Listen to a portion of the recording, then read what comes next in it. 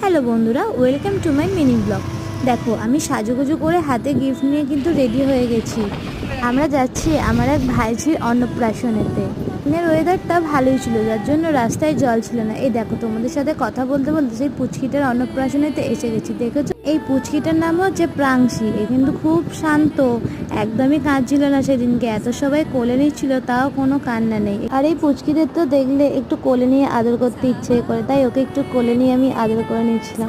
আর ওরও সেটা খুব ভালো লাগছিল। দেখছো ক্যামেরার দিকে কীরকমভাবে ও তাকিয়ে আছে। আর এখানে তো মায়ের সাথে আমি একটু ছবি আর ভিডিও তুলে নিচ্ছিলাম। এরপর আমরা খেতে বসে যাই। খাওয়া দাওয়া করে আমরা আরেকটু ছবি আর একটু ভিডিও তুলে নিই।